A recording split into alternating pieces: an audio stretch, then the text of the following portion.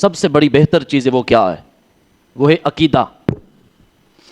قبر کے اندر نماز روزے کے بارے میں سوال نہیں ہوگا، ہاں نہیں ہوگا، لیکن قبر میں یہ سوال ضرور ہوگا کہ دنیا میں رہتے ہوئے اپنے نبی کے بارے میں کیا عقیدہ رکھا کرتے تھے۔ اس کو کہتے ہیں عقیدہ۔ بخاری شریف کی حدیث مبارکہ ہے، حدیث نمبر 1338 ہے، حضرت انس رضی اللہ تعالیٰ عنہ سے مروی ہے۔ آپ فرماتے ہیں قال العبد اذا وضع فی قبرہ وتولی وذهب اصحابہ۔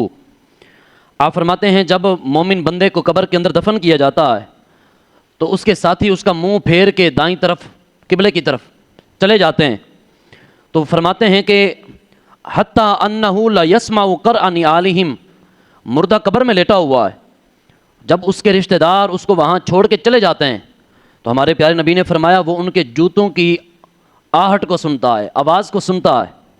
اور پھر کیا ہوتا ہے؟ فرمایا اس کے پاس دو فرشتے آتے ہیں، فیقولان لہ ما کنت، وہ دو فرشتے آ کے کہتے ہیں تقول فی ھذا الرجل محمد صلی اللہ علیہ وسلم، کہ تو دنیا میں پیارے نبی پاک صلی اللہ علیہ وآلہ وسلم کے بارے میں عقیدہ کیا رکھا کرتا تھا؟ تو پھر وہ جواب دیتا ہے فیقول اشہد انہ عبد اللہ ورسولہ، میں یہ عقیدہ رکھا کرتا تھا کہ وہ اللہ کے بندے اور آخری نبی اور رسول ہیں صلی اللہ علیہ وسلم۔ اس حدیث مبارکہ سے ہمیں یہ بات معلوم ہوتی ہے کہ قبر کے اندر نماز روزہ یہ تو قیامت کے دن کی بات ہے۔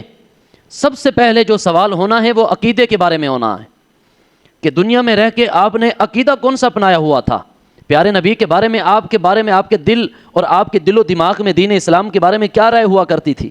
اس حدیث مبارکہ سے یہ معلوم ہو، بخاری شریف کی حدیث مبارکہ ہے، اور بخاری شریف اس کتاب کو کہتے ہیں امام بخاری وہ ہیں، فرمایا کہ ہر حدیث کو لکھا کرتے تھے، ہر حدیث سے پہلے 2 نوافل پڑھا کرتے تھے، 2 نوافل سے پہلے بالکل بہترین غسل کرتے تھے، پھر 2 نوافل پڑھنے کے بعد یا تو کشف کے طور پہ یا تو خواب کے طور پہ پیارے نبی سے اجازت لیتے تھے، یا رسول اللہ صلی اللہ علیہ وسلم میں آپ کی یہ حدیث لکھ رہا ہوں، کیا یہ سچ ہے یا جھوٹ ہے؟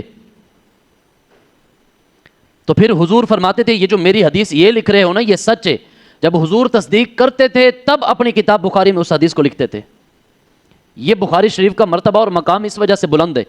تو آپ کو جو بنیادی بات میں نے عرض کرنی تھی وہ صرف یہ کرنی تھی کہ قبر کے اندر جو سوال ہوگا نا وہ عقیدے کے بارے میں ہوگا۔ وہاں پر پتہ چلے گا کہ کون اہل سنہ والجماعہ، کون کیا اور کون کیا ہے، حقیقت بات ہے۔ وہاں پر پتہ چلے گا کون نبی کا میلاد مناتا تھا اور کون نبی کے میلاد منانے والوں کو شرک کہا، مشرک کہا کرتا تھا۔ یہ وہاں قبر میں پتہ چلے گا۔ قبر میں سوال عقیدے کے بارے میں ہونا ہے کہ عقیدہ کیا ہے، یہ پہلا سوال ہونا ہے عقیدے۔ پوری بخاری شریف آپ پڑھ کے دیکھیں، پوری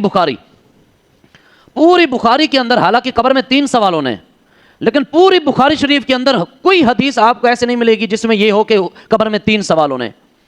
امام بخاری نے قبر کے اندر ایک سوال کے بارے میں حدیثیں لے کر آئے، اور وہ کیا؟ ما کنت تقول فی حق ھذا الرجل، کہ دنیا میں نبی کے بارے میں کیا عقیدہ رکھا کرتے تھے۔